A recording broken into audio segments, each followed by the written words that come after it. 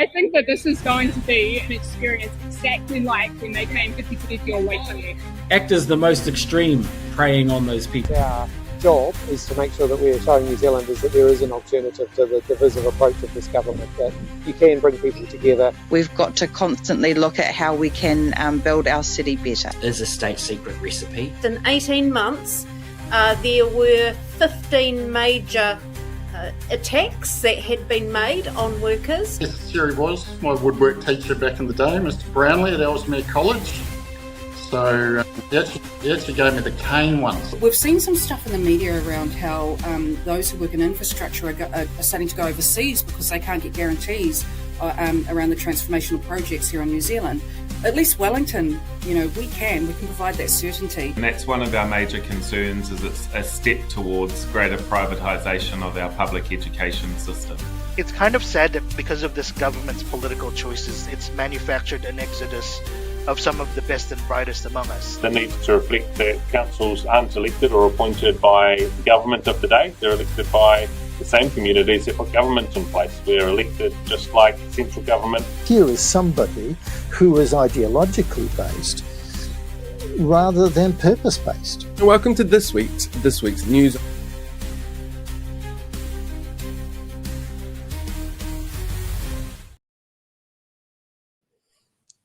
Hello there. I just got a notification on my phone from YouTube. I'm like, oh no, we're live. Yeah, that tracks. We're live.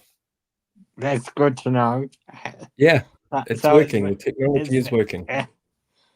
It's been a very interesting week for me.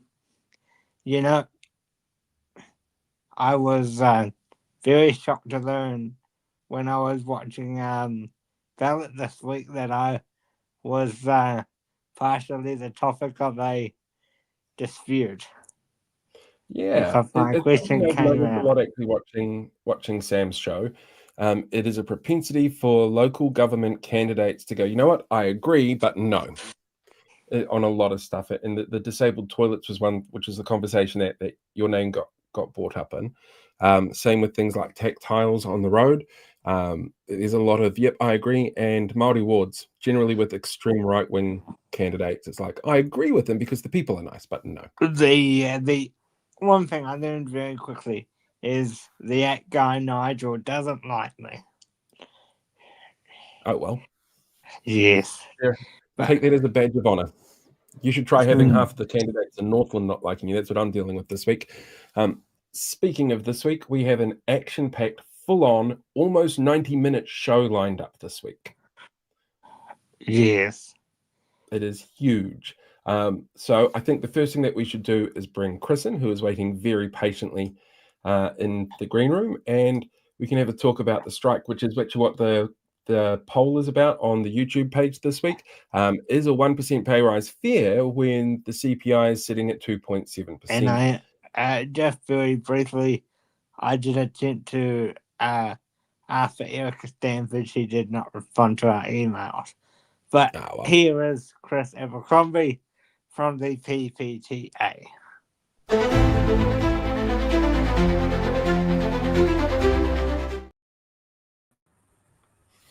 Right. Kia ora, Chris. Kia ora. Hello. How's the feet? How's the sign waving arms? Everything pretty good. Okay? Good. Members are in good spirits. I was with some today, so that was really good. And it's nothing like a good protest to sort of get your spirits up. Can you give us a rundown as to why the protest is happening? I mean, easy enough to understand the 1% pay rise thing. I don't think anybody out there would want a 1% pay rise alone by itself when everything is so expensive. But can you give us an overall picture, particularly from your perspective, from the PPTA's perspective? Yeah, so the 1% obviously is the headline. It's easy to understand, and as you say, it's effectively going backwards, in pay. So in theory, at the end of the term, which will be most likely 3 years, you'd be earning less than at the start. So in real terms, so that's not, no one's going to accept that. But also there's a whole heap of other stuff that wasn't addressed by the government. So we're really concerned about pastoral care. We often talk about the unmet need in education at the moment, and one of that is that our young people are leading incredibly complex lives. There's mental health concerns, there's anxiety, there's increase in neurodiversity, and we're recognizing it more and more, and just specific learning needs. And that's falling more and more on schools to deal with, because as we all know, the community resource, the community health, community is being stretched or non-existent in lots of communities. So we're asking for more time in schools for teachers or deans or guidance counsellors to support that mahi more, so teachers in the classroom don't have to, so they can focus on the teaching and learning. One of the other big ones, obviously, professional development. We've got significant curriculum change, we've got significant assessment change. At some point in the next few years, teachers are going to be teaching old curriculum, old assessment, new assessment, all at the same time. And so we really just want to make sure that we're getting the support we need. And there's nothing better than teacher-led PLD. So we want to continue that. We had a victory last time to keep this professional development fund controlled by teachers, for teachers, and we want that to carry on. But we also want an individual allowance for professional development, so teachers can decide what's best for them and their professional development, because we are hearing just crying out for curriculum-specific PLD. So, I'm a history teacher, I'd go to a history teacher professional development and, learn about how to be a better history teacher and so forth. So we're just crying out for that. And at the end of the day, it's about recruitment and retention. That's pay and conditions, because there's no guarantee there's going to be a subject specialist teacher in front of those high school kids on Monday, and that's not good enough. And if we have a government that wants more subject-specific subjects, we want subjects. You need to have a subject expert to deliver it. So we just don't have that at the moment. This government has rolled out a whole bunch of changes to the curriculum. There was the focus on reading, writing, and arithmetic. There's been rush jobs on English literacy and things like that. The changes to the curriculum that way, led by the always racist when she can, Elizabeth Rata. Is there a sense within the industry at the moment of just too much being thrown at you guys all at once? One of the things I hear the most, I visit schools all the time. It's a really great part of this role, and talk to teachers. And what I hear the most is they're sick of the pillar to post change. They want consistency. They want a clear runway, to actually implement change before it's changed again. And educational reform is not a quick process. We're at a high school, so if you think of an intervention in a 5-year-old, it's 10 years before we see the benefit of that intervention. So you've got to be doing educational reform on a 10-year time frame, and not 3-year knee-jerk reactions to whatever study you've just all of a sudden read. Well, got ChatGPT to put together for you. Well, apparently they've been using AI to help with some of the curriculum development, so it'll be interesting to see what happens with that. On that topic, actually, and as a complete aside to everything, as a teacher, how much are you seeing stuff from ChatGPT come through? All the time. And it's another topic of conversation. You've got the NZQA and the minister saying, AI marking, and we've had students that have been really clear saying, actually, I like my teacher marking my work and giving me feedback. That relationship, and in that space, and it's just. AI, I honestly believe AI could be an excellent tool for supporting teaching and learning. I really think that could happen. I'm thinking differentiation of curriculum, lots of really cool things it could do. But it's just being used now as a stopgap, I think, for a lot of teachers and students to fill a void in a lot of space, because, time poor, those kind of things there. But, and this is an international thing. I'm very lucky in this role. I get to engage with colleagues all around the world, and it's something that other jurisdictions are really battling with, about what this future means for teaching and learning. Blake, jump on in before I completely take everything over and you disappear from the screen. I don't know why I'm doing that. I'll just carry on. So we hear that you saying all of your media this week that people are leaving places like Victoria and Sydney and so on, because they're earning 3 times the salary. How can that not gear the government? It just blows my mind. They're just like, they can go. That must make you so frustrated, Chris. incredibly frustrated. I was outside the minister's office in Browns Bay for my bit on Wednesday, and a teacher came up and said, "Look, I'm going to Melbourne at the end of the term.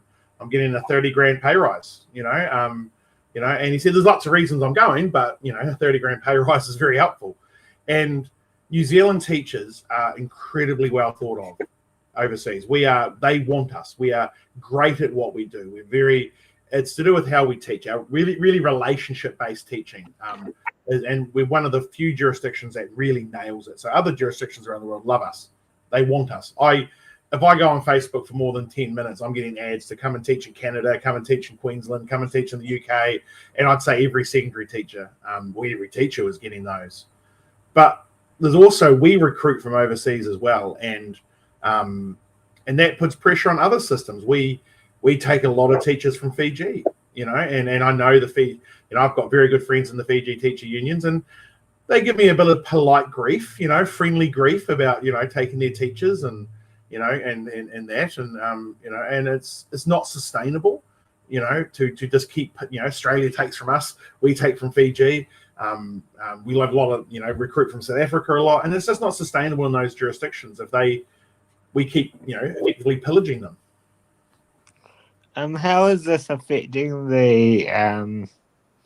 Because I come to our media from the disability background. So how is this shortage and striking and all that rolls into it affecting our disabled and neurodiverse community and all of that kind of stuff? Because the change in routine must be very disruptive for the neurodiverse people. I can relate because that's me as well.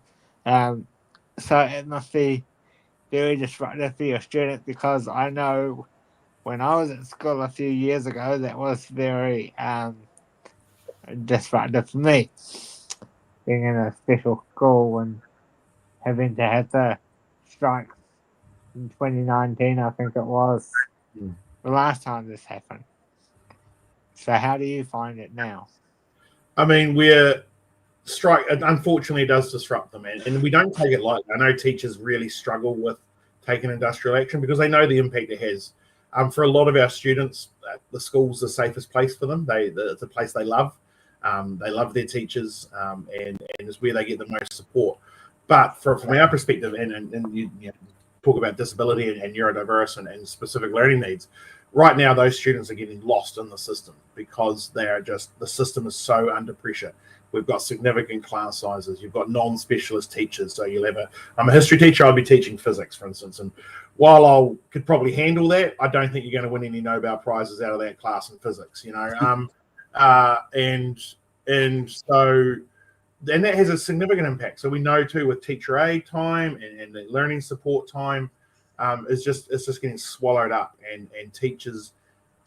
So I've had this explained to me, and again, it was actually a colleague from overseas, and it's been rattling in my brain a lot about moral injury that is happening in schools. And I know nurses often talk about this, medical people. So teachers know if we had the resource, we could do better. If we had the time, if we had the resource, and we could help our young people better, but we can't. And it's doing a moral injury to teachers. Teachers have talked to me about this. A colleague overseas was talking to me about it, and it's just been rattling in my brain ever since. And it's really how I think a lot of teachers are feeling, that real, we know we can do better, but we don't have the resource to do that. And it's just heartbreaking for parents, for the students, for the teacher, for everyone. Because if we want to solve the problems of the future, because we're going to have some, we know this, we need every young person, everyone maximized to their full potential. We can't afford to have, people missing out. It's just not sustained. It's just not going to, can't help us. So we need to make sure we can do that as a public education system where something like 96% of our students attend. We need to make sure that's there to support all students at every school. We know that Erica Stanford is supposedly, and maybe you can shed more light on this, passionate about the learning support side of the disability community. And this was, one of the big carrots in her part of the budget for this year, I think it was. Has that come to fruition, or has that fallen a bit flat? So that's been mostly in the primary sector, which again makes sense. You support that at the start of their time at school. My oldest daughter has really benefited from early intervention teaching, and I know that's been going to carry on longer now in primary, which is fantastic. But how some of that was paid for was taking resource out of secondary. So we had about 60 million taken out of secondary to help pay for that. That wasn't replaced or wasn't redone, and so that's what we're talking about, unmet need. In those, and particularly in those kids in year 8, 9, 10, around that, who haven't got the benefit of that time in the primary under this new system, but they've gone into a secondary system that doesn't have the resource to support them, and it's just so really difficult in that space. So again, I mentioned this I think before. We talked 10-year time frame for educational reform. So in theory, if Erica Stanford's structured literacy and structured maths and learning support and all that is really awesome, in theory we will see the benefit of that. But what about in 10 years' time? But what about those kids now, who we're going to see this year and next year and the next couple of years, who have not had any benefit from that early intervention stuff? It's going to be really tough, and we need to make sure their needs are met now, not in 10 years. One more thing I wanted to touch on before I hand back to Paul is there's been a lot of discussion around the new classroom models, despite a previous national government bringing them in. Our Minister Stanford has indicated she would like to go back the other way. So, but ironically, in some cases, the one that they're going away from can actually be better for some disabled kids. So how do we find that happy medium for the one that it works for, and then you go back to the newer/older system where they have to relearn to do that again? Yeah. So you've got that again. It's that lurch, and you've got we lurch towards open plan and model learning environments, and every school had to be this, and now we're lurching, and I hate this phrase, single cell classrooms. I think we need to come up with a better phrase than that, the way to describe them, lurching back to single cell classrooms. And it's like, can we have something in the middle that's consistent, that we can rely on, that we know is going to happen for the next 10, 15, 20 years? And because that's what, one of the real awesome things of this role, I visit lots of schools, talk to lots of teachers, and that's that they often, more than I've ever had in the last probably I'd say year and a half, of the lurch they hate, the pillar to post, and the change for the, not quite for the sake of change, but it does feel like that sometimes. Yeah. Go ahead, Paul. Let's have a little chat about Judith. Everybody's favorite attack eyebrows. She caught herself out this week, or apologized, as it were, for making a statement that teachers are on $140,000 a year and should just be grateful for it. And then came out and said, look, I'm sorry I said that, I was wrong, but they don't like us because we're the ones telling the truth, which feels like a gaslighting thing to me, not being involved in the process directly. I'm kind of curious about the PPTA response to that and what you've heard on the ground to that sort of comment. So one of the main comments has been, well, if that's their offer, we'll take it. So a lot of teachers said that to me. If they're going to offer us $140,000, we'll take that. The other one was, I checked my pay slip, and I think Judith owes me some money. That seems to be the main response, because it was a bit, you had to laugh about it because it was ridiculous. And we, the ministry came out and said, well, yes, some people do actually get paid that much. And we always knew that, because some of our deputy principals at our larger schools will get paid that much.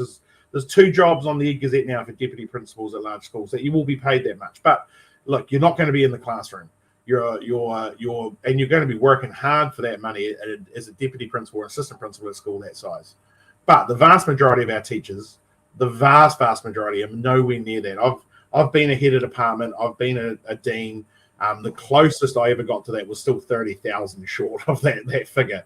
And I've been teaching 20 years. So this 10 years, thing is just ridiculous. And so teachers we were laughing about it, but they were pissed off because they know how untrue it is. We know. Then Judith Judith is many things. I don't think she makes mistakes. Is what I'm going to say. She's. I think she's a smart woman a smart politician who's been around the traps for a while and knows what she's doing. So they were trying to paint a narrative of greedy teachers, but it fell flat because it didn't ring true. But also our parents and our communities know what we do. They see you taking the school production on Tuesdays. They see you at the sports field on Saturdays. You know, one of the things that actually, honestly, I hear the most when we have industrial action is we've got this thing happening. How can we make it? We've got this kids event. We've got this school play. We've got, debating. We've got chess tournament. We've got whatever.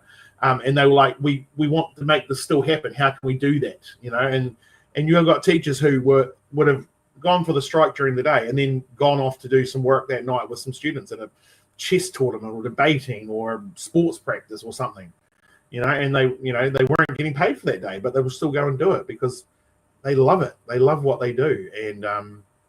And so it just didn't ring true. And to be honest, I was personally frustrated how much airtime that got because it wasn't what we wanted to talk about. We wanted to talk about unmet need. We wanted to talk about supporting teachers and students. But, the government's got a lot of sway and they can get up and say whatever they want. And then we all have to, follow along. When you get feedback like that, comments like that from somebody like Judith, and it does dominate the media, do you see a shake-up in the way that the public perceive the issue? Because obviously there is a lot of media there. There are some media outlets that will publish that almost verbatim without fact-checking, for example. And they have a very, let's call them dedicated fan base who can shape narratives in online spaces. Do you actually see a follow-through from that sort of comment that if it's ill thought out or not, impacting the teachers at the end? Oh, absolutely. You absolutely feel that. And you see it, because the sort of, traditional media will chuck it on Facebook and you can Google our wages. It's not a secret. Like it's our collective agreement is right there. You can look at our pay scales. So it's not hard to fact check it. And so, it does have an impact because you'll have teachers go, oh, my next door neighbor said I earn this much. And it's like, what? I don't. But luckily teachers, they're in the comments, they're having those, pushing back and all that. So, but it absolutely, because it'll be the headline. Teachers earn 147 after 10 years. And it's like, no, you don't. And it dominates the conversation and teachers want you to push back on it. They're like, hey, Chris, you need to be pushing back on this. PPTA, you need to be pushing back on this. And you want to, but you also want to be talking about what we want to talk about, which is, pastoral care, recruitment and retention, unmet need, curriculum change. But that it's, so it was pretty shitty time to deal with that. But I think our teachers were awesome. They were really clear. And they're just, an awesome bunch. What's the next step? Now that you've done the industrial action, you've sent the message to the government. When does negotiations restart and kick off? Has there been talk about restarting those negotiations?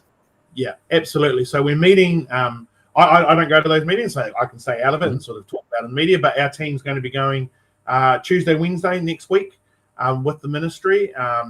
We met on Tuesday last week before the strike. Like I was really hopeful we could have called it off. There was no offer from the government. You can't.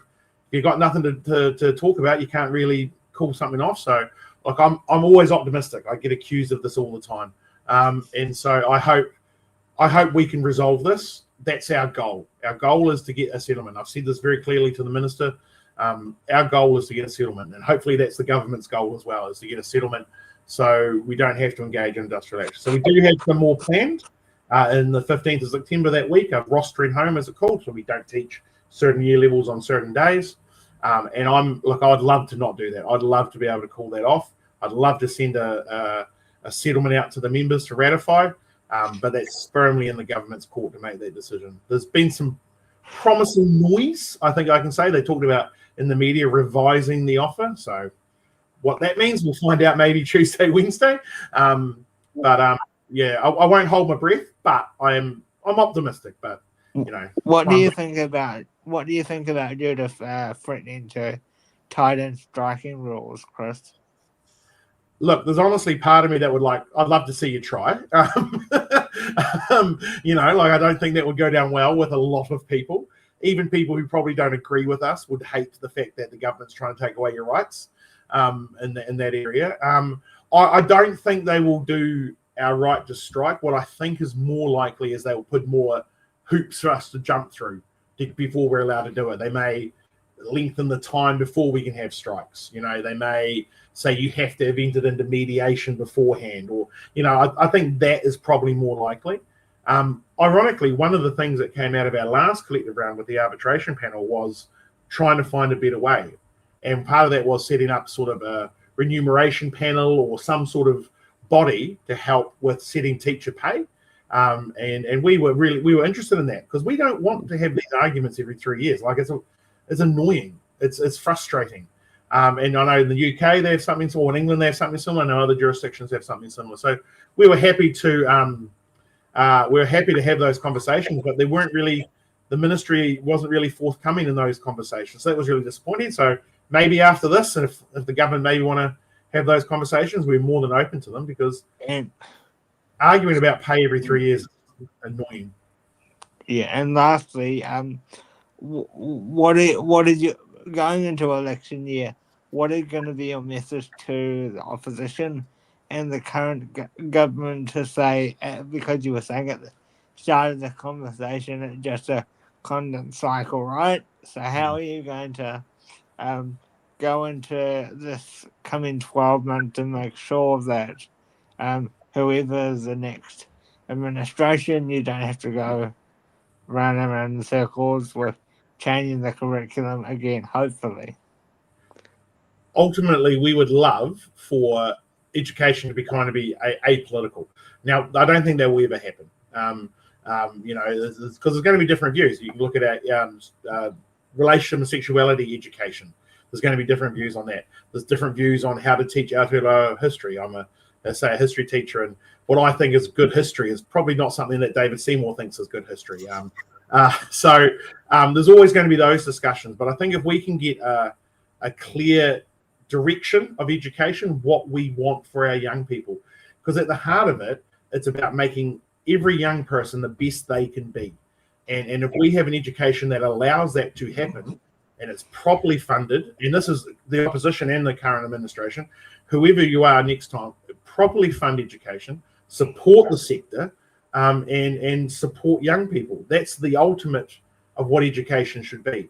And then everything flows from it. If you want to create little economic units, that's some sort of right-wing theories of education, or you want to create awesome, well-rounded people that are fantastic.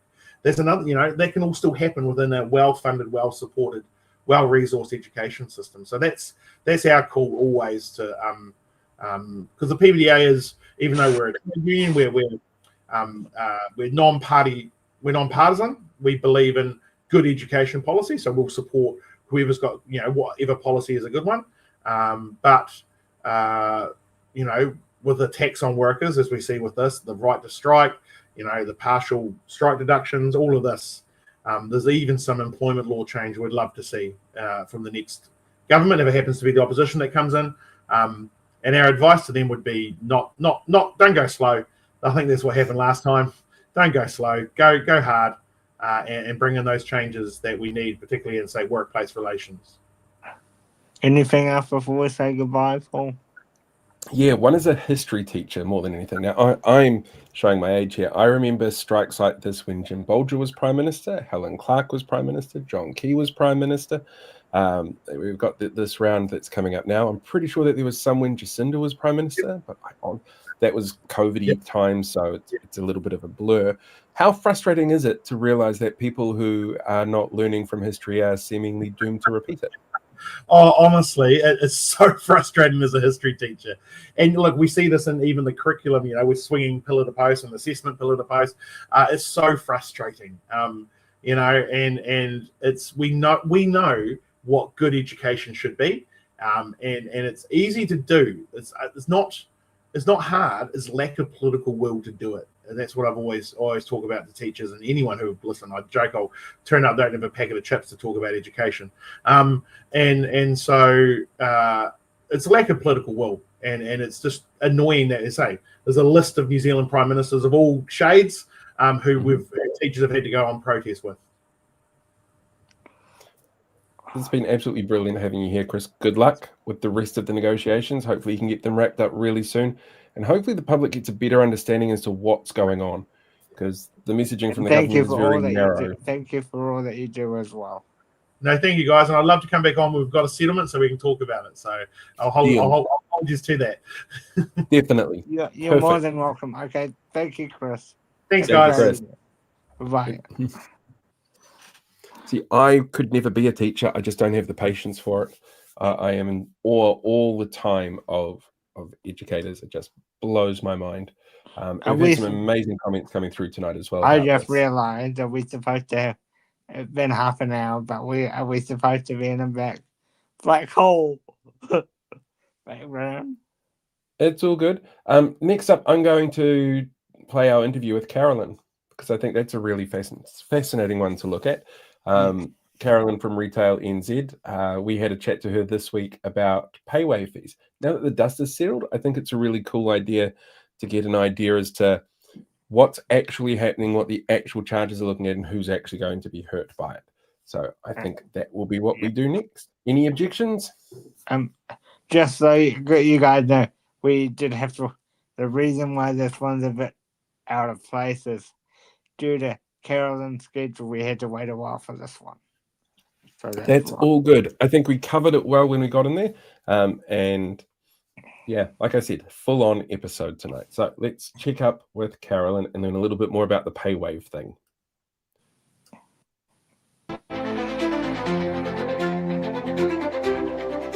Recently, the government announced charges to surcharges and Paywave for businesses. Will it be good for the consumer? Will it be bad for the consumer? Will it be good for businesses?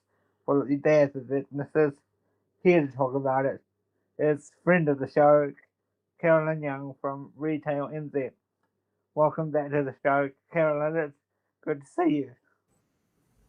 Kia ora, Blake. Good to see you. Thank you for having me. And hi, Paul. Good to see you too. You too. Random question for you. That this is we've had about a month now, I think it is, since the announcement came out that National has been pushing really hard on their socials that they're getting rid of fees for Paywave at certain places like little dairies and stuff like that. They're making sure that those fees are no longer charged. Is it as simple as the social media messaging is putting out? And an answer, no, it's not simple at all. Payments is a really complex space. So the headline article, you're right, the headline is no more pesky surcharging, right? But what does that mean? What does it really mean for people? So firstly, legislation needs to be passed for this to be enacted, because the current legislation enables merchants, which are hospitality businesses, retailers, anyone that takes a payment through a terminal provider, that takes those payments, they are legally allowed to recover the costs of the fees through a surcharge. So in order for this to be enacted, they need to change the legislation. So MB are charged with doing that. And the minister has announced that it should take place from May next year. Now, the one thing to be aware of is that he did say that all those pesky surcharges are gone, but what he didn't say is what's excluded. So businesses would still be able to surcharge if you pay by Amex, if you pay by Union Pay, which is another credit card, if you pay through an international card. So if you're from overseas and you're going to pay with your credit card from overseas, you can be surcharged for that. If you're using a prepaid card like a Prezi card, that can be surcharged. Or if you're making a payment online, that also can be surcharged. So there's quite a few exceptions. So it's not as straightforward as the minister made out, but his plan is to ban surcharging. What are the chances that, like for an individual transaction, like my local shops, it's 1.5 if I go to the bakery. If I go to the dairy, it's 2.5. Like it's different for each individual group. What are the chances that those surcharges then get passed on to the consumer by having an increase in price to cover those costs?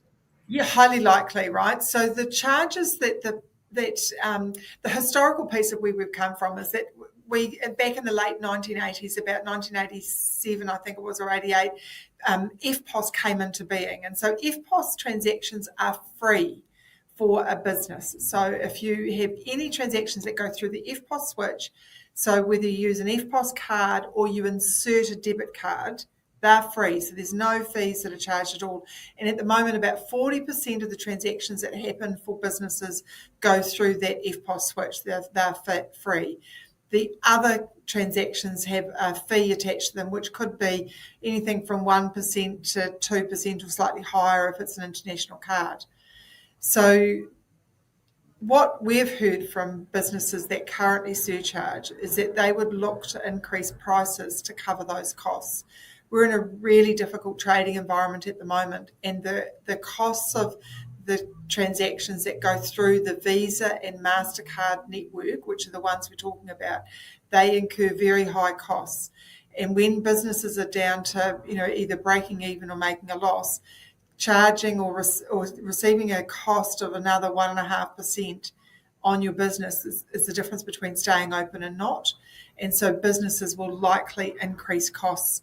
And that means it's a generic fee that everyone will pay, right? So if you're going in to buy a can of Coke at the dairy, it may rise. It probably won't rise from $1.50 to $1.52.5. It's going to rise probably to $1.60, because if you're paying by cash, there's no 5-cent pieces anymore. $1.60 makes sense. So that would be an increase that would be above that 1.5-2%.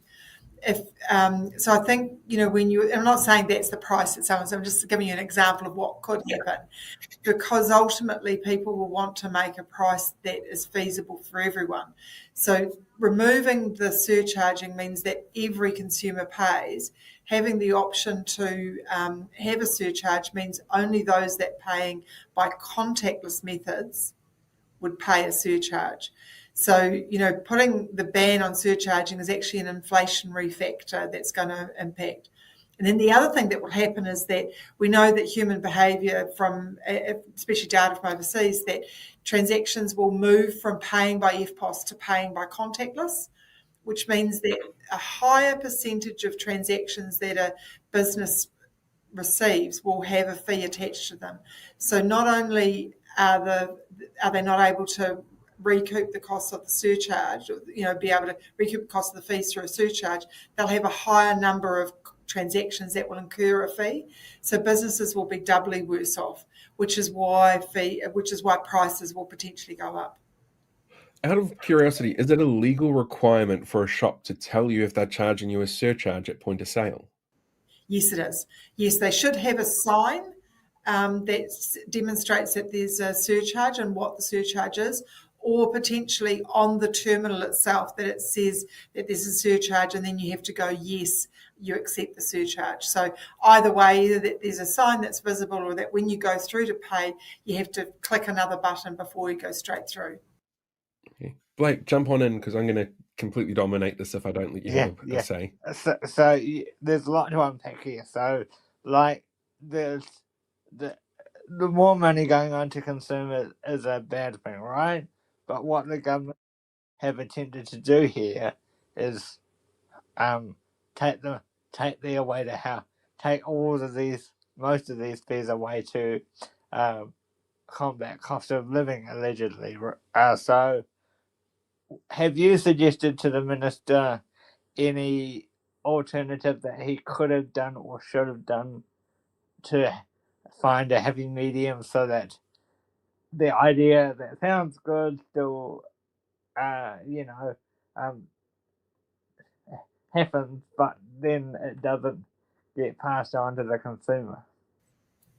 Great question, Blake, and I think your point is really right. There's no free lunch.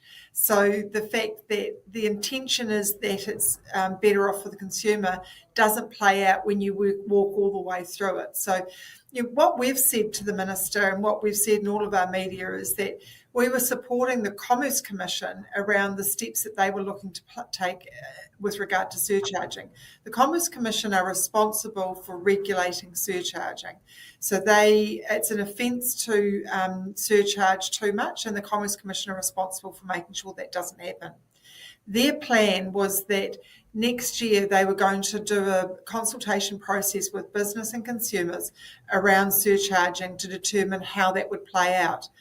Our conversations with the Commerce Commission were indicating to us that they were likely to put a cap on the level of surcharging that businesses could implement. So it was probably likely to be around 1%, maybe just a little bit under that. That would make it really clear to consumers around what they could be charged and really clear to businesses around what they could charge. And so that would be the happy middle ground, right? Because it wouldn't be inflationary, because it's actually matching the changed fees that are going to come in December would be matching those lower fees with the new surcharge limit, and consumers would be aware of that. So it would just be a much more balanced approach in terms of that. The other piece that we've spoken to the Minister about is that not having Amex or Union Pay or any of the other cards outside of the Visa and MasterCard network not included means it's not a level playing field. So those cards, banks will start issuing more Amex cards. They'll start putting more benefits on those cards, and those cards will have higher fees. And, consumers will end up having to pay a surcharge for those. So we actually think that if you're going to say no surcharging, or you're going to put a limit on surcharging, it needs to be across the whole network, not just part of it. So therefore, do you think that this is a genuine mistake by the Minister and you have pointed it out to him, or he only wanted to try it with certain cards? Look, 80% of the transactions go through the Visa or MasterCard network, which is part of the reason why he's chosen just those cards. They have also been lobbying government to have a ban on surcharging. So it is what the credit card companies have wanted and what the banks want, because they'll end up making more fees, right? They're going to have more transactions go through their switch, so they'll be better off in the long run. I think from the Minister's perspective, he simplified a very complex space, and I think when you start looking at it, payments is very complex. So the merchant service fee, which is the fee that is charged to businesses that accept payments, has about 5 or 6 different components included in it. So it's not straightforward, it's overly complex, and so it makes it very difficult for businesses to understand how their fees are made up. And realistically, for the Minister to come in with one quick statement that leans towards supporting consumers, but ultimately probably backlashes against them, I think might have been a little bit vote grabbing. And finally, from me, do you think that have you encouraged the Minister, or do you think that government will have to make it very clear that for international tourists and visitors to our tourism economy, that they are still going to be charged for certain cards? Because a high percentage of the tourism has the union cards and so forth. Yeah, good point, Blake. Look, the international cards are very expensive for businesses to accept, which is why those cards, they have a much higher fee, so which is why I think the Minister left those out. I think it'll depend on how the wording is changed in terms of the legislation, and I would imagine that they'll continue to state that if you are going to surcharge, you need to have a notification to say that, to your point earlier, Paul, and so businesses would need to have something that they advise people with a international card that they may be surcharged. So I think that piece would probably still say the same, but we'll be waiting to see what the legislation looks like when it's reworded. I just have a concern that, we don't want international visitors to be stung coming over here thinking, they've seen on the news that they're limiting surcharging, then they hop over here and they think, I'm not going to get charged, and they get popped with a charge. Yeah. It's very similar to people that are going to pay by Amex or Union Pay or a Prezi card or online, right? They can also all be surcharged. So that's why it's confusing, and that's why the headline is just that, right? It's a headline grabbing moment, but it doesn't provide enough information that outlines what everybody is going to experience. So you're right, it will be difficult for people to understand why they're being surcharged if the headline has been that they won't be. So it's complicated and could end up with some tension at point of payment between customer and the retailer. Do you want to add anything to finish off, Paul? Well, yeah, just a quick question really about the sort of long-term and short-term impacts of this kind of announcement. Obviously, the government has been, this is what we're doing, isn't it amazing? You've mentioned it's May next year that they're looking at bringing the legislation in. So does that mean that we're looking at going into a Christmas period, busiest period in the year for retail, where consumers might be under the impression that they're not going to be charged these surcharges that they will be charged? Possibly. The minister was relatively clear, but as you say, look, people will take that headline and think, oh, there's no more surcharging. We've had retailers contact us, and we know they've contacted the banks as well, asking about what they needed to do because it felt like it was an immediate impact. So there will be a little bit of confusion out there, but hopefully, people are paying and purchasing things between now and Christmas.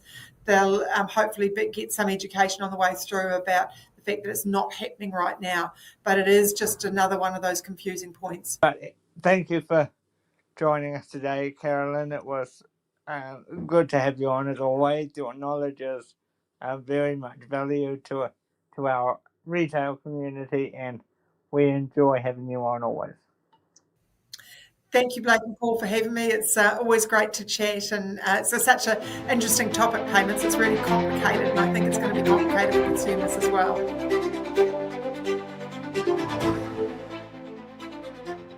I should unmute us since I muted us before. Fascinating stuff about payments. Anything you want to add before we jump into the next one?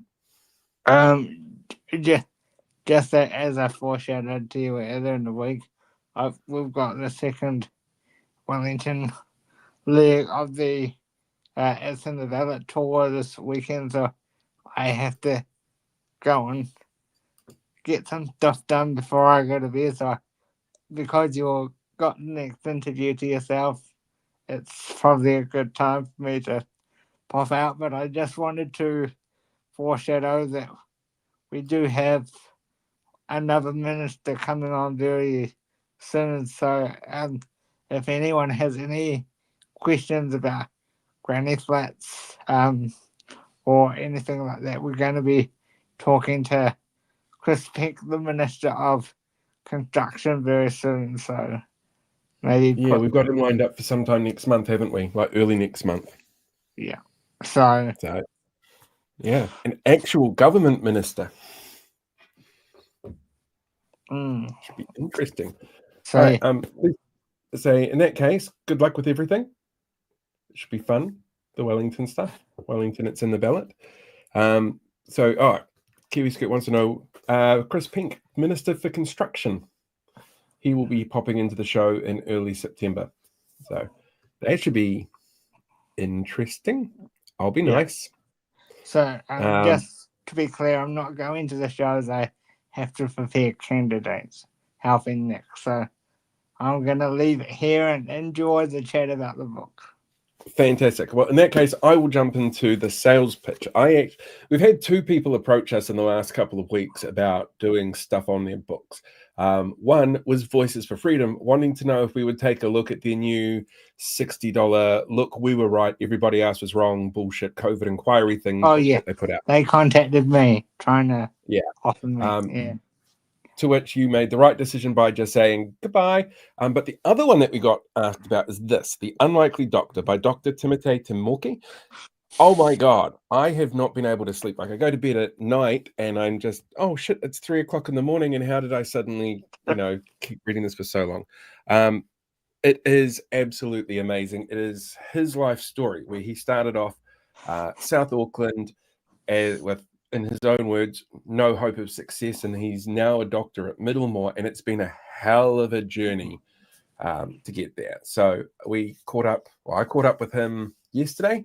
Had a great chat. What we're playing tonight is the abridged version of the interview, and it's still half an hour long. There is a full version that's available online now for paid subscribers. It'll go open to the public tomorrow, I think, about lunchtime.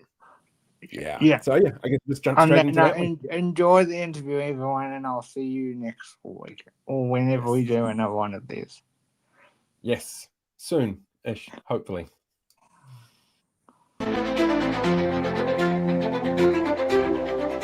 Joining me now, I've got probably one of the busiest people in the country, I would imagine, at the moment, Dr. Timoti Moke, best-selling author, doctor, running around doing...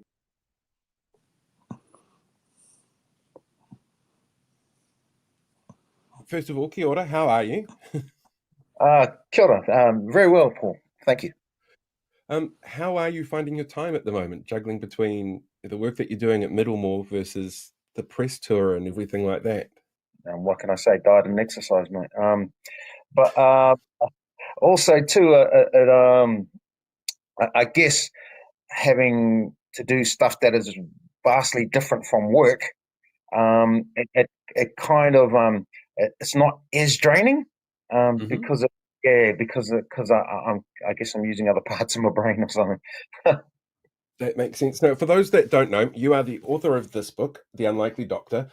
This is the thing that's been keeping me up at night over the last week because I just haven't been able to put it down. It's been absolutely stunning. It takes us on a really interesting journey, right from when you started, like when you were born, all the way through to where you are now. I've got a couple of questions that have popped into my head around this. And the first one's actually around the opening, where you talk about walking down the street, coming back from Middlemore, you're in your doctor scrubs, you've got your stethoscope and everything like that on there as you're walking down the street and you see a young kid across the other side of the road. And it's a very deliberate thing that you've done, so you can show people, that this sort of thing's capable. But do doctors have to buy their own stethoscopes? Is that why you take it home? No, actually, I've lost a bunch of stethoscopes because I carry them home and that. So now I've kind of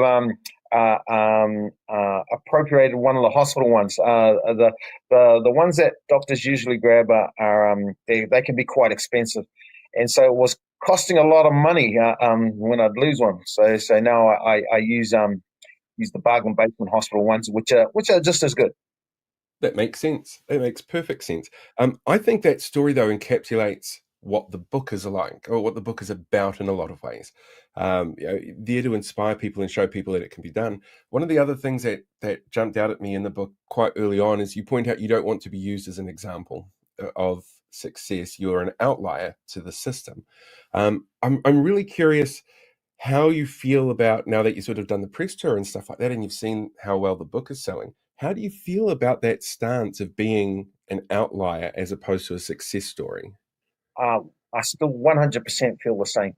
The thing is that, and this is where I need to be super careful for, because the book is doing so well and I'm getting such good feedback. It's really easy to get caught up in that wave and start believing your own press, And I didn't write the book for that. I wrote the book for what I'm doing actually now, and if I allow myself to get caught up in that and caught up in that way, it's quite easy for me to kind of align with the old the current adage of what's going on, and particularly with this current government. All you need to do is pull your socks up. You just need to work harder. Don't buy those lattes at the coffee shop, and you'll be fine. And that we both know, and the whole country knows, and the world knows that it's rubbish.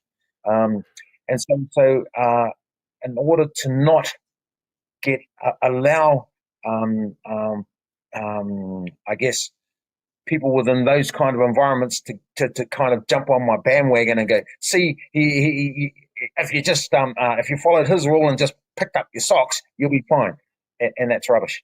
And so I need to stay on this side of it and continue to know that I am the outlier, but I'm working towards me becoming the rule. I think one of the things that jumped out for me as well with this is there's a really strong theme of Kiteyaki Tonga that comes through, and the importance of that. Sort of from your very earliest days, for example, you felt that, and to the period where you didn't, and you started to sort of get a little bit more out of control, and you went through some of those really challenging parts of your life until you sort of came back into it. And I noticed it more towards the end when you're starting to do your work as a paramedic and leading into the study as a doctor.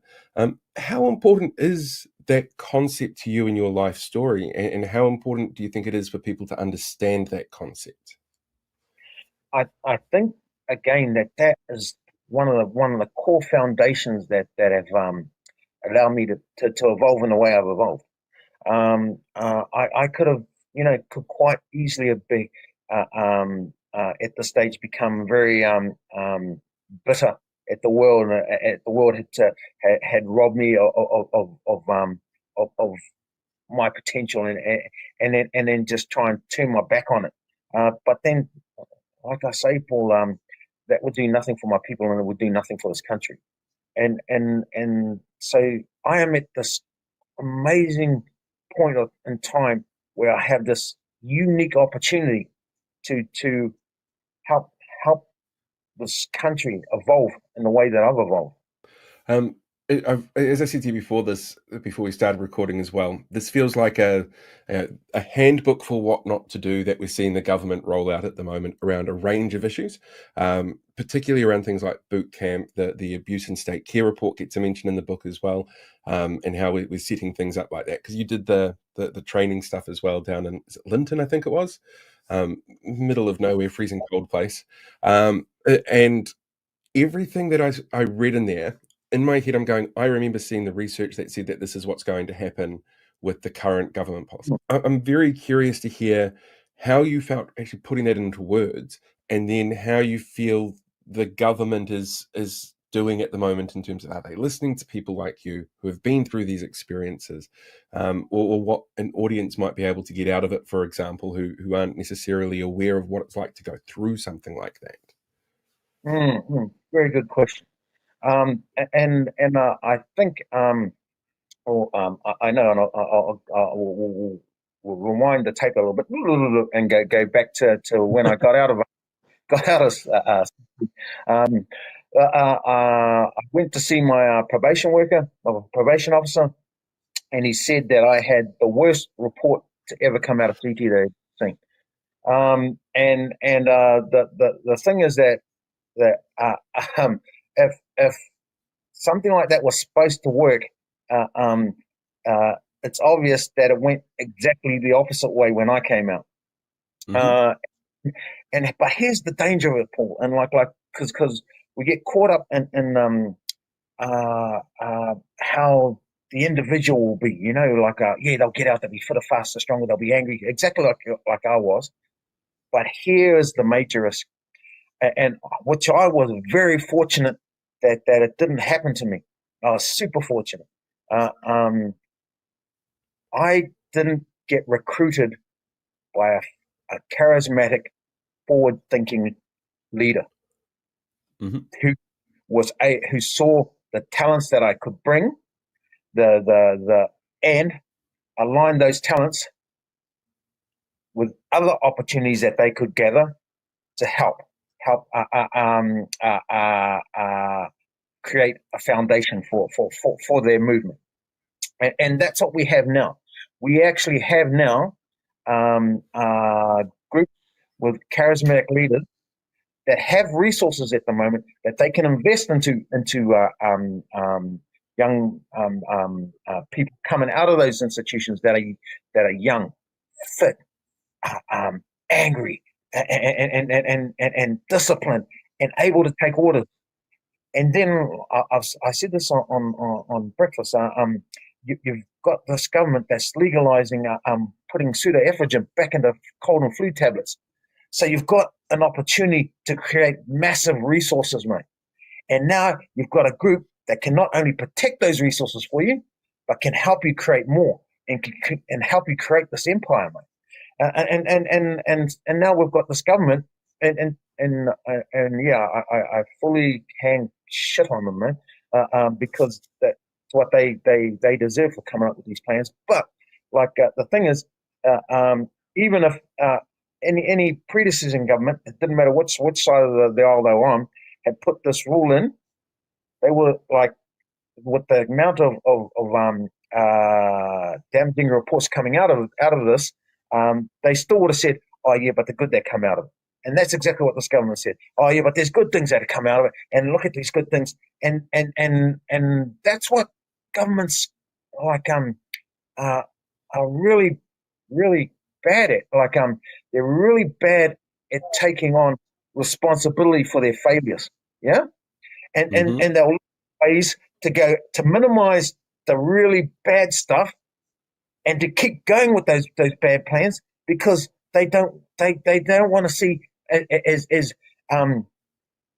being stupid for making stupid decisions.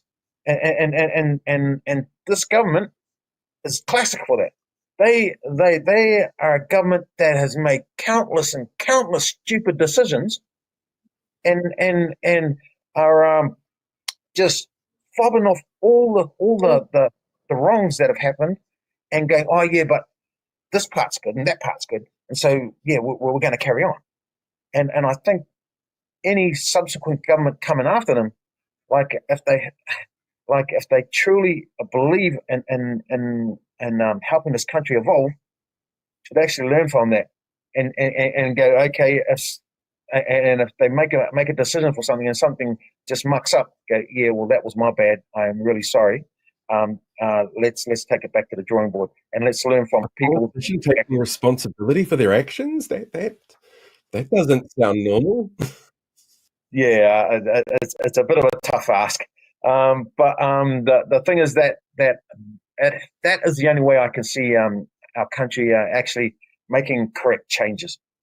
And what will happen, and I can guarantee this, mate, with these decisions like having these boot camps and having the ability to create resources, this is just going to get a bigger problem, and it's going to go on for generations, and we are going to just end up exactly where this current government wants us, and the ability to do stuff like privatize prisons and privatize other stuff, because and that's what the end goal of this government is anyway, is to privatize everything, and so that's where we're going to end up, and we as a country need to wake up about that and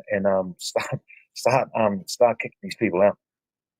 You have a really unique position in that you've been through this punitive justice system, and now you're working in the medical system, in the health sector, which is another area that this government is saying, "Look, we're doing really amazing things because we gave you all this money, even though it was less than the rate of inflation, and they're cutting back and they're not hiring staff and all that kind of stuff." I'm kind of curious about your perspective on what you're seeing happening in the health system as a doctor, but also with having that experience of seeing what, the same mistakes being repeated in the past, and that coming through to how you see what's going on in health these days. Absolutely, mate. That's a great question. And you're absolutely right. They've said, "Oh, we've given this money," but they've slashed and burned a heap of staff, a heap of funding, and given us back pitting. And already we see where they're going with this, is they've gone and starting to roll out to have certain operations done private, because that's the end goal, is to make this a private health system. And that's when you get people like they do over in other countries where they've got private health, the health system is totally private, dying because they can't afford their insulin. And that's the way we want to head. No, and it's where we are at the moment is on the precipice of that, and it's disgusting. We've got people lining up 2 in the morning, 3 in the morning at ED in Middlemore on a weekday, and that's because they can't afford the $20 to go to the GP, mate. And so they will come there and they will wait for hours and hours, and then it'll get too late and they'll have to go to work, so they'll leave sick, and they'll take that home, and then the whole house gets sick, mate. And then the whole house is sick, and they lose the person that's providing the money, for the house. And so then what happens is they come into hospital, and then it's just going over and again. Now the thing is that even if we had private health, that wouldn't be able to fix it. And so what that would actually make it worse. And so I think, well, I know that we are on this precipice in terms of health, where we will just, mate, we're gonna keep people poor and sick, and that's nowhere. It's never ever been good for a country. As a doctor, then, what would you like to see a future government do to fix that? Well, we can't get where I want it to be overnight, but my personal opinion is there shouldn't be a budget for health. The health starts as the main core for everything. To be able to learn good, learn right, you need health. You need children to be fed. You need to be living in warm houses. You need to have the power, and you need to have access to the internet. You need all of this stuff.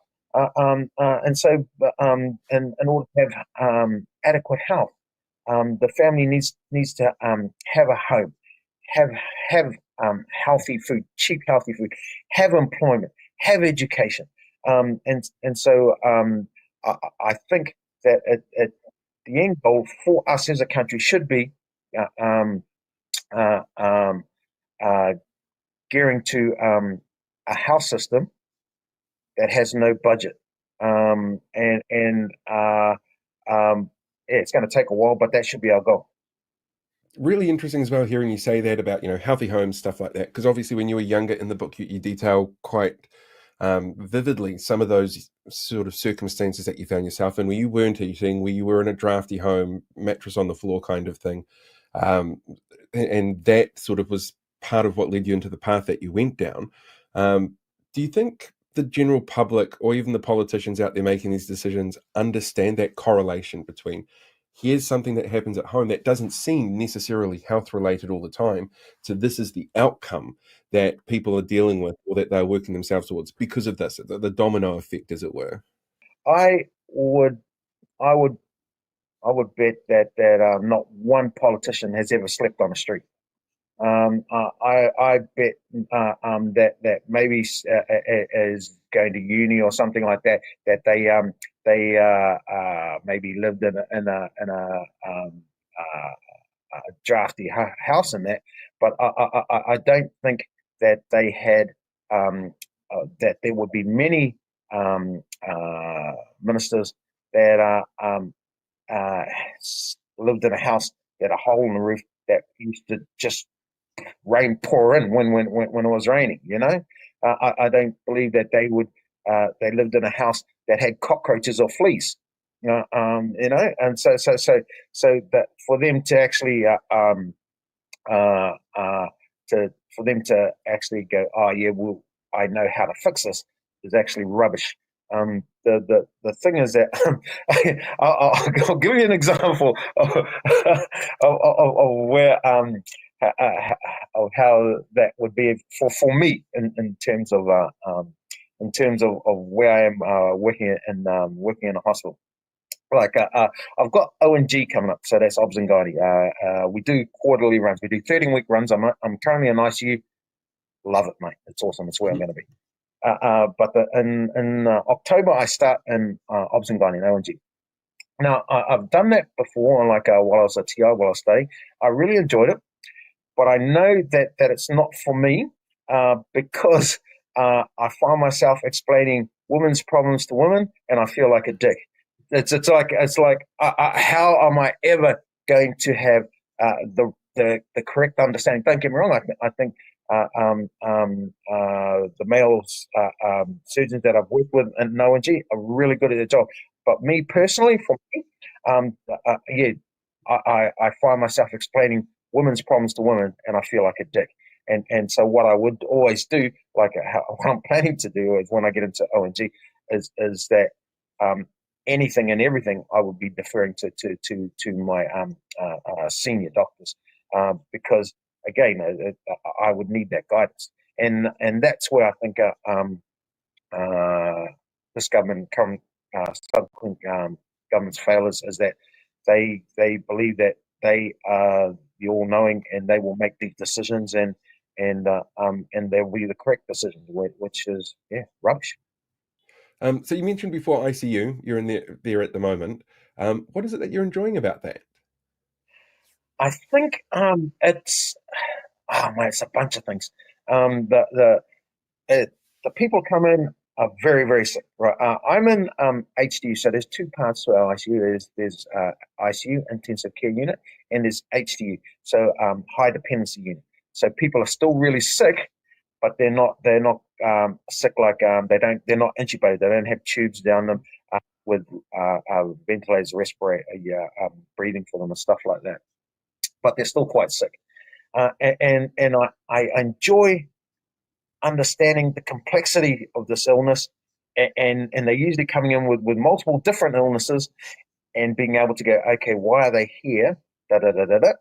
Okay, so what's the most important? This one here, then this one, then putting them into a hierarchy. Okay, now let's look at it holistically, wholly, and how we're going to manage this. And then on top of that, like it's a very procedural. Like I'll get to at present I've been learning how to put in arterial lines, because we need the arterial line in order to understand what the pressure is inside the artery, because that's what guides us on whether or not we need to give them medication that help them with their blood pressure. That's what they normally come to us for. Is what we call vasopressors that keep their blood pressure maintained at a certain level. And but then also too, I've had an opportunity to try out have a go at a central line. They're quite difficult, and I was very fortunate. Like I had a very very knowledgeable instructor. However, I ended up having to hand it over to the other doctor, because the person I was trying to put the line in wasn't asleep. They were awake, and so we just local. I've used local, so there's a big vein here called the jugular vein, and what we do is this person, they needed to get dialyzed, so they had kidney problems. So what they do is they take the blood out, they wash it, and they put it back in. And they do it through. They've got to do it because they're moving a whole lot of blood at once. They've got to use a really big vein, and so they usually use here or one on the femoral. And normally, a lot of times, people are put to sleep. They put in under general anesthesia, but this guy's awake and we just use the local. So I put in the local. I've got my ultrasound. I've seen where the vein is. I've tracked it down. And I go, okay, that's where I'm going to run my needle. I've gone to put my needle in, and he starts looking around at me like this way. Oh. He starts looking like this way because he's not asleep. Okay, oh man, don't move, please don't move, stay that way. And he's going, yeah, okay. And I go to put it in again. He starts looking around like that again. And so I had to defer to my boss, and he put it in. So, but yeah. So hopefully, I'll get another guy and another try, and that patient will be asleep at that time. Who inspires you?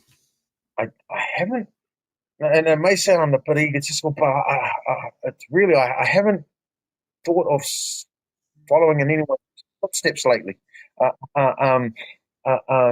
I did like I still do. I admire Nelson Mandela. Yeah. He I think he was an amazing man, and he did so much for his country, and he suffered so much to be able to do so much. And like what I do is I look at a lot of different people, and there's certain aspects that I like about them. And I go, oh yeah, that would be really good to achieve something like that. But in terms of where I am at the moment, it was without any ego when I say that there's no one in this country and quite possibly the world that's overcome a life I've overcome and gone on to be where I am now. And so I'm kind of in a space where I'm doing what I can, but it's more important that I have the door left open for people to come through, and so what I've done is And that's the main reason why I've written this book, is that it wasn't for anything else other than what I believed I was able to do with it. And I am achieving that goal. Like this Monday, I'm going down to Wellington, and I'm going to talk to the Office of Ombudsman, and hopefully after that talk, they're going to agree to recommend my book go into prisons and into drug rehabs, because that's where it needs to be. I'm ecstatic that people have gone out and bought this book, and people are getting a lot from it. But the people that it's supposed to go to don't have the opportunity to get it, and that's those prisoners, those people in prison. It's those people in drug rehab. It's those people in Housing New Zealand. It's those people in WINS. They are the ones that need the book. They are the ones that need to realise that they have a potential that's within them, that up till now has not been able to. They've not been able to realise, and it's not because of them. It's not their fault. It's because of the barriers that they've been born into. That the barriers that have been put in front of them that have prevented them from realising their potential. And that's what they need to understand. And it's those people that need to be able to read the book. And so I'm on the journey to getting it out to those people. And I'm starting with on Monday, starting with the Office of Ombudsman. Brilliant. I think that you're absolutely spot on. Thank you very much. And the other part is the book is selling well, so it's making money. I've created a charitable organisation, and what I tended to do is that 15% will be put into ways of assisting Māori that are in the same predicament as I was, to help them realise their potential. But the thing is, Paul, you don't have to be Māori to suffer the effects of negative social determinants. It's just that Māori make up the greatest proportion, and that's through colonisation. But you don't have to be Māori to suffer those negative effects. So another 15% goes to non-Māori that are suffering from them, that need the support to help realise their potential. And the other thing though is, like, I can't be free unless we're all free. Now, I can't save the world, Paul, but I can start with one place. So 15% goes to the people of Palestine. And so what this book has allowed me to do is allow me to use the resources to help people and to help create, help build the potential within this country, and hopefully utilize what we're building here is a beacon, is a blueprint that can be taken across to all Indigenous people, but then to all people that are suffering, and that's where I think my end goal is going to be. I want to help this country evolve, but ultimately I want this world to evolve alongside it. Because what I found coming through this life is that I may have evolved, but society hasn't evolved alongside me, and my journey part of my journey needs to help society evolve alongside with me, and that's what this book is allowing me to do. And my last question for you is, right at the start of the book, you talk about how when you were about 6 years old, you went from this place of aroha with your grandparents to a place that was not like that with your birth mother. If you could go back to that 6-year-old now, what would you tell him? The thing is, Paul, that it would be difficult for me to well, not so much the 6-year-old, because the 6-year-old has come into this world and through a loving, supportive environment. So he's at that stage where he's experienced that for 6 years, and he's very open to it. So it would be to tell him that times are going to be hard, but believe me, you have the strength to survive, and you will survive. And not only that, you will survive in a way that will benefit not only this country but this world. But then, like at 14, when I'm broken, it wouldn't be that, like, it doesn't matter what I would say to that 14-year-old, because I'm broken with. And that's like because I went to stay with a very loving family, and they couldn't reach me. They tried as hard as they could, and believe me, if I was in a position to accept it, I would have accepted it, but I couldn't understand it. So it didn't matter how much love and support they gave me. I was so far down that rabbit hole, I wasn't coming back. Where can people find the book? Yeah, go online. Wickles and most nearly every bookstore has them. The publishers are really chuffed. It's the first time a first author has gone number one in the first week. You bumped Jacinda off the top of the list as well, didn't you? Yeah, she's cool. Yeah, man. And so I felt a bit stink about that. But yeah, it's good. It's good in terms of. Don't get me wrong, Paul. It's good in terms of what I'm able to do with it, rather than the I guess the big ego that comes with it. It's good because when I go down on Monday, it gives me that much more backing. Yeah. You know, when I go down on Monday, it'll be that much more ears pricked up to what I have to say, and that's what's important. That is brilliant. Good luck for Monday. Thank you very much for being here. I'm really looking forward to hearing what the outcome is actually of that meeting with the Ombudsman. It would be brilliant. Awesome. Yeah, absolutely. Oh, I see Kiwi Skirts found the answer, but it is The Unlikely Doctor by Dr. Timoti te Moke. It's available at all booksellers now. It is, there's some really hard parts to get through, but it is absolutely stunning when you get there. And when I say hard, I mean as in when you're sitting there reading it, you're going to be wondering how we could fail something. But I said to him before we started the interview, it feels like a how-to book on failing the way that the current government is doing. He goes, yep, that's very deliberate. He, as you could tell, is not a fan at all. So yeah, for people who are paid subscribers, you can actually see the full interview now on the YouTube page as well. And it'll go open to the public tomorrow about lunchtime. There's about an extra 10 minutes worth of chatting in there. So it was, absolutely brilliant. You can see why I was very excited about that, and definitely not wanting to do the Voices for Freedom one. I don't know if it's on audio. Actually, I haven't checked that yet. One of the first things I said to him is, how do you find time to be a doctor? And this, I don't know if he'd find time to do the audio book as well. But yeah, it's out there. Hopefully it's an audio book soon, if it's not already one now. I mean, bestseller, it's got to be an audio book at some point in time. Right, I'm going to, because it's 10 to 9, and I want to make sure everybody gets a chance to get to see BHN before 9 o'clock, because I don't want to hold anybody up. So I'm just going to jump straight into the news, which is about 9 minutes long. So yeah, let's watch the news. In this week's the news, the NZSIS raised warning bells about national security. Climate change in action threatens the country's international standing. New Zealand's first military espionage conviction, and the surprising omissions from central government that they consider not to be core services for local government. All that and more on this week's the news. Hello there, kia ora, welcome to this week's the news. I'm Paul, and I'm not sure how happy clams are or why we compare our happiness with theirs. This week, a report from the NZSIS on the current national security environment hit with calls that the current situation is the toughest it's ever been.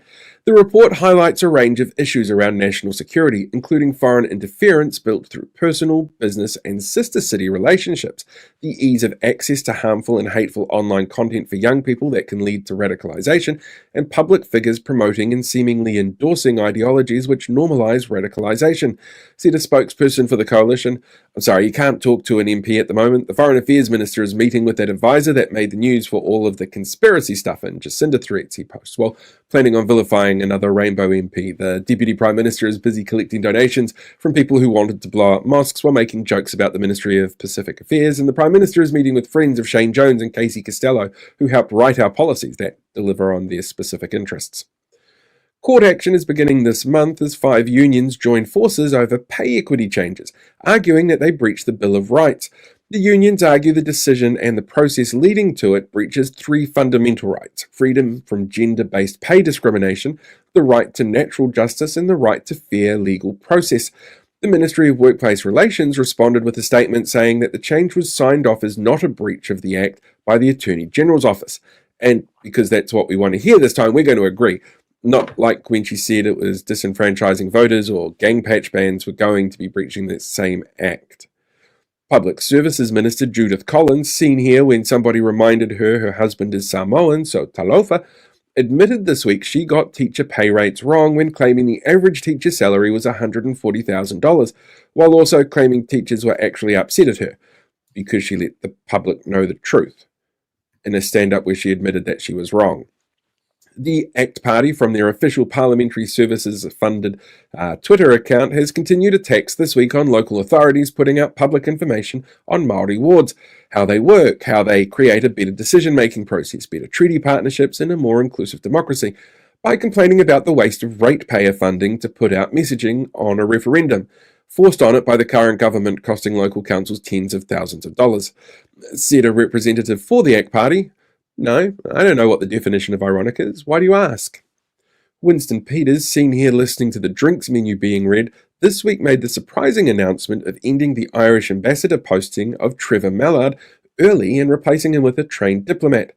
Peters claimed that the carnival was over, specifically mentioning that this was a type of retribution for Jacinda supporters, which is a clear dog whistle to his most conspiracy-fueled followers whose hatred of the former Prime Minister could power the sun. Said Peters, "We need to stop putting inexperienced politicians in decision-making seats. They're easy to manipulate. They make mistakes and seem to be ego-driven at the expense of others." Oh, hey, Prime Minister! Officials at the Ministry of the Environment warned the government that reneging on climate change commitments could create a domino effect where the move was used to justify larger countries' moves to pull out of climate change commitments and harm a number of our priority international relationships. New Zealand has so far failed to lock down steps to meet our obligations under the Paris Climate Accord, which has been used by politicians David Seymour and Winston Peters to scaremonger about a possible $10 billion price tag for being part of a unilateral effort to not completely destroy the planet we all live on. That price, though, is a worst-case scenario from doing exactly what the government is doing now and not sorting the deal, said Climate Change Minister Simon Watts, seen here wondering if anyone else thinks he looks like a hobbit with shorter hair. "We want to avoid a domino effect. But when everything's under a foot of water and storms are increasing in intensity and occurrence, dominoes tend to float anyway."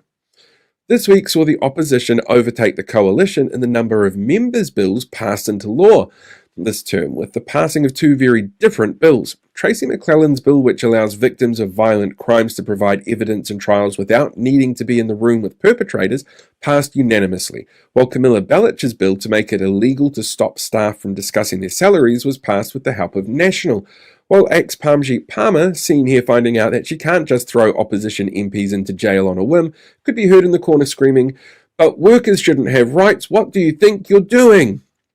The government this week changed tact on their local water done well policy, no longer claiming the cost benefits would be cheaper than the previous Three Waters model begun under the previous government as the law passed its third reading in Parliament. While the coalition has claimed the changes were to ensure local decisions on water infrastructure were possible, Hamilton East MP Ryan Hamilton said the quiet part out loud by going, "Goodbye, co-governance." Labour's spokesperson on local government, Tangi Utakiri, seen here checking if you're enrolled to vote in this year's local body elections, said, "Is that the dude who got into politics as a Destiny Church member because he opposed his mum's stance on legalising prostitution and went to a meeting full of conspiracy theorists who tried to threaten his co-workers with execution over 20-minute city conspiracies? I'm sure he's the balanced voice of reason then." Documents this week revealed that David Seymour ran his response to the UN over the treatment of Māori past Paul Goldsmith, seen here showing the proper pose to take on your knees before writing a hagiography on millionaires to make them look good and humanise them before sending the email. Goldsmith, in his role as Treaty Negotiations Minister, had been looped in early in the process and ended with email messages saying, "Goldie is happy for us to send it." The letter itself called the UN Special Rapporteur on the Rights of Indigenous Peoples presumptive, condescending and wholly misplaced, without a single sense of irony from the man who uses his whakapapa links he discovered on a reality TV show as a shield to justify bills, which have led to some of the most mobilised responses the country has ever seen. A former New Zealand soldier was, for the first time ever, convicted this week on charges of espionage after a guilty plea in military court. The soldier, who was directly involved with the creation of a far-right neo-Nazi organisation, pleaded guilty to 3 charges of attempted espionage, dishonestly accessing a computer system and possessing objectionable material understood to be the live stream of the Christchurch terror attack. Said the Foreign Affairs Minister, does he need a job when he's out? As the coalition looks set to introduce a raft of changes to local government, Whakatane councillor Nando Tantros, seen here giving off cool uncle vibes, has called their proposed list of essential services bizarre since it omits roles currently required under the local government legislation as core services. These include cemeteries, public toilets, community safety, animal control, road safety, building consents, food safety, liquor licensing, gambling premises monitoring, resource consenting, annual plan making, annual reports, long-term plan processes, audits, bylaw reviews, noise control, and health and safety compliance. Said Local Government Minister Simon Watts, seen here wondering what a local board actually is. Yeah, but speed bumps annoy people, and that's what's important. Enforcing a rates cap makes perfect sense if you ignore all those other things that councils do. This week, the New Zealand Defence Force played host to the US Air Force's largest plane, the C-5M Super Galaxy. The Super Galaxy landed at Auckland's Whenuapai Air Force Base, delivering the first components for the new C-130J Hercules flight simulator. The plane itself has a wingspan of almost 68 metres and can carry just over 381 tonnes. Said a spokesperson for the US Air Force, this plane has plenty of room for crew. There's 3 lavatories and galleys with ovens and a fridge, and enough room for us to head to the McDonald's drive-thru and pick up President Trump's dinner order on our way back. And finally, last weekend, the 2 Chris's were seen in crisis mode together when asked on stage to dance at an Indian independence event. While Prime Minister Christopher Luxon said he was too busy to take a call of coalition countries against the Russian invasion of the Ukraine, he did say he enjoys a jump to the far right when on stage. Said a spokesperson for the Coalition of the Willing, "We know the contribution New Zealand can make in this effort to stop military aggression. We'll just send them this video and make sure that they leave through embarrassment of being anywhere near a coalition that allows its members to do this to themselves." Right, and that's it for this week's The News. Thanks again for all the support this week. Look after yourself, live long, prosper, and we'll catch you all next time. You know what? I don't even have to close off other than saying thanks to all the guests for being here tonight. Thank you for the viewers. Feel free to hit that like button if you're still sticking around for the 1 minute. Well, it's 9 o'clock now, so BHN's kicking off. So go watch BHN. Thank you very much for tonight, guys, and we will catch you all next time.